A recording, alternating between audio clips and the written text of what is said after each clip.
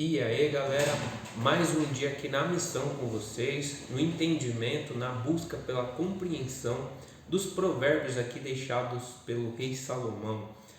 Vou repetir isso, o homem mais sábio que já teve a honra de pisar na face dessa terra e nos deixou códigos preciosos. Então a dica é, leia um capítulo por dia. Por exemplo, hoje é dia 7, por que não ler o capítulo 7? Faça isso, se é muito, leia um versículo, mas faça alguma coisa. Vou repetir o que eu já disse anteriormente, 1 é maior que 0. Então sai da inércia e avança. Olha só pessoal, hoje esse capítulo ele é muito interessante. Por quê? Porque fala sobre a questão da aliança no relacionamento com a família mesmo. Porque ele fala sobre adultério, a mulher imoral que seduz com a palavra. E assim, a severidade com que isso é tratado por Salomão nesse capítulo, personificando, mais uma vez, personificando a mensagem através de uma mulher imoral, lembrando que poderia ser um homem imoral também, tá? Isso se aplica para os dois polos, tanto o masculino quanto o feminino. Então a severidade aqui tratada, abordada, não é pela questão sexual, e sim pela quebra no relacionamento familiar. Entenda que o princípio família, ele era muito forte, muito considerado por Salomão, e essa mensagem fica para nós também, porque a família é uma base que edifica. Se todas as famílias andassem e adquirissem princípios que vêm lá do que é vertical, da mensagem divina, com certeza tudo aqui na face da terra melhoraria. Porque independente de religião, a mensagem que é traga aqui na Bíblia, seja no livro de Provérbios ou qualquer outro livro, ela prega a justiça, ela prega a lealdade, a fidelidade. Então isso é construtivo, isso é edificante. Então por que não a gente se apegar a essas palavras e converter isso em princípios na nossa vida? Bom, vamos lá para não estender muito. A sedução da estrangeira. Meu filho, conserve as minhas palavras e guarde-as no seu peito. Observe os meus preceitos, que são os princípios, e você terá vida. Guarde a minha instrução como a pupila dos seus olhos. Isso é uma analogia, pessoal? Não tem como você se apartar aí da pupila dos seus olhos. E se você se apegar dessa forma com os princípios aqui pregados, com certeza você terá uma vida e uma vida muito próspera, uma vida muito abundante, diferente da mediocridade, da média padrão da sociedade. Então, continuando. Diga a sabedoria, você é minha irmã, trate a inteligência como amiga, para que ela o proteja da mulher estrangeira e da estranha que seduz com a palavra. Muito bem, então aqui está falando que a sabedoria ela é irmã e a inteligência ela é amiga. Então lembrando mais uma vez, eu preciso explanar um pouquinho isso. A sabedoria vertical ela vem do alto e ela é ilimitada. E qual que é o canal? As emoções, ou seja, o coração. Você precisa alimentar sentimentos bons para que o seu corpo seja digno de recebê-lo. Porque senão o seu corpo mesmo repele essa sabedoria que é vertical. Já a sabedoria horizontal, ela está ligada ao conhecimento terreno, conhecimento teórico do homem. Então o homem, ele é limitado. Então se ele unir esses pilares, que seria a sabedoria horizontal, racional, a sabedoria vertical, que é divina e é ilimitada, e o controle emocional, ele vai destravar muita coisa aqui na Terra. Ele vai avançar, ele vai prosperar, ele vai contribuir com essa evolução também da humanidade, do próprio ser humano. Então, avançando aqui, eu estava, aí ele vai narrar uma história para levar a mensagem. Entenda, a história é para te transmitir uma informação. Eu estava na janela de minha casa, observando por trás das grades. Vi alguns rapazes ingênuos e notei que um deles não tinha juízo, ou seja, capacidade de raciocinar, que aí entra a inteligência. Ele passava pela rua da esquina e se dirigia para a casa da estrangeira. Já caía a noite de lua nova. Uma mulher foi ao encontro dele vestida como uma prostituta e cheia de malícia. Era ousada e insolente, e seus pés não paravam em casa. Ora ela estava na rua, ora ela estava na praça, espreitando em cada esquina. Então ela agarrou, beijou o rapaz e depois lhe falou descaradamente. Observa só: preparei um sacrifício de comunhão, porque hoje estou cumprindo uma promessa. Por isso saí para encontrar você. Estava ansiosa por vê-lo e acabei encontrando você. Cobri a cama com colchas e estendi lençóis do Egito. Perfumei o quarto com mirra, aloés e cinamomo. Venha, vamos nos embriagar com carícias até de manhã. Vamos nos saciar com amores, porque o meu marido está fazendo uma longa viagem e não está em casa.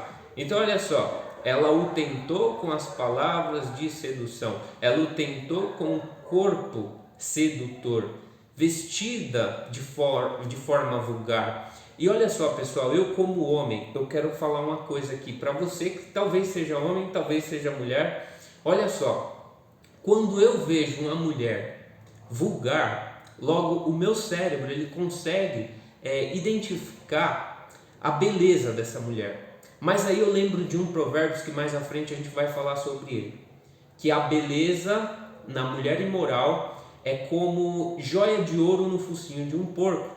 É assim que eu a vejo. Foi Provérbios que fez isso comigo. Então o meu cérebro ele consegue identificar a beleza. Só que a minha mente, que está associada à minha alma, que toma governo sobre as vontades do meu corpo, ela vê uma mulher imoral e logo ela coloca essa mulher aonde ela está, que é embaixo. E eu não consigo dar valor para uma mulher com essas características, ok? Então eu falo aqui pelo que o provérbio do focinho do porco lá ele me marcou bastante, né? E eu acho que isso é um princípio voltado para o quê? Para a fidelidade, para a família. Como eu disse aqui para vocês, a questão aqui não é a sexual, mas é a quebra de relação familiar. Esse é o ponto principal. Você vai se deixar seduzir por um prazer temporário, colocar em declínio tudo que você construiu? Não faz sentido. Então, para concluir, vamos avançar aqui. Ele levou, a mulher ainda falando, né, sobre o marido que tinha viajado. Ele levou a bolsa com dinheiro e não voltará até a lua cheia. Com tantas palavras, ela o apanhou e o atraiu com os lábios enganadores. Então, olha só, as palavras, né, a situação, a história contada, tudo isso tentou o rapaz, que era ingênuo e não tinha juízo, a cair nessa tentação. O infeliz, olha só, versículo 22, o infeliz correu atrás dela como um boi para o matadouro, como animal preso no laço, até uma flecha o atingir no lábio. Foi como o pássaro que voa para a arapuca, sem saber que vai perder a própria vida. Então não tem como você embarcar numa aventura dessa sem perder a própria vida. E quando fala vida aqui para mim, tá, tem um significado além do corpo físico. Porque lembra, nós somos um ser triuno. Então eu e você, nós temos um corpo que é associado ao cérebro. Nós temos uma alma que é associada à mente. A mente ela é diferente do cérebro. A mente ela governa sobre as vontades do corpo. E o espírito é a centelha divina que está dentro de nós, mas infelizmente, comumente, está revestido pelo egoísmo, pelo orgulho, pela raiva, uma série de sentimentos tóxicos. Então, se você descasca isso, ou seja, consegue eliminar esses sentimentos tóxicos por sentimentos bons, e aí o principal seria o amor, né? Como o próprio Jesus nos disse, não adianta você falar outras línguas, fazer grandes obras aqui, se você não tiver amor, de nada vai valer a pena. Então, se você descascar isso, ele te deu o código. Aí você tem um brilho próprio, né, que é como uma lanterna que te guia numa escuridão, que vai ter uma conexão com o Espírito Santo de Deus, ok? Então nós somos um ser triuno. Você já se pegou, por exemplo, tendo um diálogo com você mesmo? Eu já, várias vezes. O próprio Freud, né, Jung, eles nos deixaram esses ensinamentos sobre a psicologia, psicanálise. Eu, particularmente, eu gosto de estudar isso de forma autônoma mesmo, por curiosidade. É um assunto que particularmente me prende muita atenção, porque é magnífico se conhecer, né? O ser humano, ele é muito característico, ele é muito parecido. Então, se você estudar a obra dessas pessoas, você vai ver que existe um diálogo dentro de nós. Normalmente, por exemplo, o seu corpo, no exemplo do provérbio da formiga lá, ele quer ficar mais na cama, mas a sua mente, ela fica te cobrando, vai lá, você tem que fazer isso, você tem um compromisso, não deixa para depois. E aí o cérebro, não, vamos ficar mais um pouquinho, só mais 5 minutos, mais 10 minutos, mais 15 minutos. E aí se você ouvir o cérebro, você vai destruir todo o resto do seu dia. Porque se você já amanheceu o dia sem governo, então entenda que o cérebro, ele quer poupar energia. Então ele vai tentar a todo custo nos sabotar da missão, daquilo que você tem como tarefa para o seu dia, em qualquer setor da sua vida, ok? Então a alma, ela tem que tomar governo sobre as vontades do corpo. Quando você inverte essa ideia, esse conceito, o cérebro tomando governo sobre a mente, aí já era. Aí a preguiça te domina, a insensatez te domina, a improdutividade vai se apossar de você. Então você vai se frustrar com aqueles projetos que você tem no papel que nunca vai sair do lugar. Certo, pessoal? Então reflete, olha só como uma mensagem, uma história que fala sobre uma estrangeira, uma mulher imoral ou um homem imoral, né? Não vamos focar só na mulher, isso serve para os dois gêneros. Então, o tanto de ensinamento que pode ter, e eu estou falando aqui de forma superficial, acredito que dá para tirar muito mais mensagem a partir de uma história como essa, que é sábia, né? Ela vem para nos trazer a informação, a competência. Para finalizar, no versículo 24, agora meu filho, escute, preste atenção no que vou dizer. Que o seu coração não se extravie para o caminho da estrangeira e que você não se perca nas trilhas dela. Ela já assassinou muita gente e suas vítimas foram numerosas. A casa dela é como um caminho para o túmulo, uma descida para o reino da morte. Então, o reino da morte aqui, como eu falei, é da mente, é a alma. Então, se a sua mente, a sua alma morre, você fica como uma pessoa alienada, robotizada, vivendo por condições, por situações, sem ter o governo, o domínio da sua própria vida. Então isso com certeza não é legal, não é agradável.